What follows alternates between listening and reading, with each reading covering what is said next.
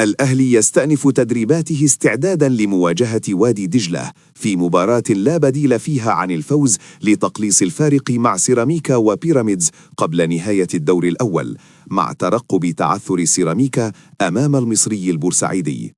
محلل أداء الأهلي ينصح مروان عثمان بمتابعة كل الكرات المرتدة من حارس وادي دجلة، ويوجه زيزو لاستغلال المساحات خلف الظهير الأيمن، مع التحذير من الكرات العرضية والهجمات المرتدة خاصة من الجبهة اليسرى لدجلة. تعافي عمرو الجزار وكريم فؤاد ومشاركتهما في الميران الجماعي، مع انتظار محمد شريف العودة لحسابات ياستروب في ظل غموض مستقبل كريستو واحتمالية رحيله قريبا. الأهلي ينفي وجود أزمة مع أليو ديانج بسبب عرض فالنسيا، ويؤكد التزام اللاعب واحترامه لرغبة النادي في استمراره حتى نهاية تعاقده. اعتذار مابولولو عن الظهور الإعلامي يثير التساؤلات، مع تقارير تؤكد عودة الأهلي للتفاوض معه بقوة، ووضع مهند علي وأحمد نظير بوعلي كبدائل محتملة. نادي دب الإماراتي يؤكد تلقيه عرضا من الأهلي لضم مهند علي، لكنه يراه ضعيفا ماليا ولا يرقى للتفريط في هداف الفريق.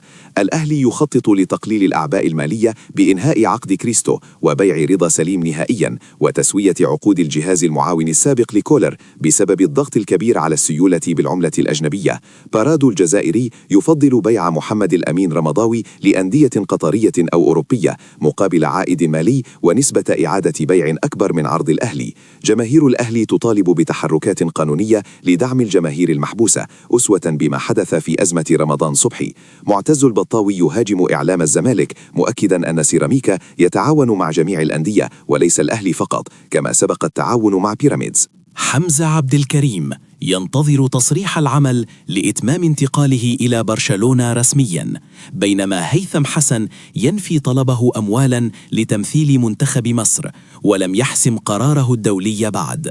وكيل محمود بن تايك ينتظر حصول اللاعب على 200,000 دولار لعودته لتدريبات الزمالك، ومصطفى محمد يقود نانت أمام نيس مع استمرار غياب محمد عبد المنعم لعدم الجاهزية. أحمد شوبير يؤكد أن قبول المحكمة الفيدرالية لاستئناف رمضان صبحي يعني رفع الإيقاف فورا، ورفضه يعني استمرار العقوبة 4 سنوات دون حلول وسط. بيراميدز يؤكد قانونية مشاركة ناصر ماهر أمام نهضة بركان بنسبة 100%، وينفي أي مخالفة للوائح. أحمد صلاح عبد الفتاح يشيد ببداية مروان عثمان، ويؤكد أن التسجيل المبكر سيمنحه ثقة الجماهير، ويرى إعارة محمد عبد الله لسيراميكا قرارا مثاليا لتطوره. يؤكد أن مشكلة الأهلي الحقيقية كانت في الدفاع والجبهة اليسرى لا في رأس الحربة، مع الإشادة بالصفقات الدفاعية الأخيرة، ويرى مصطفى شوبير حارسا مميزا يستحق الفرصة.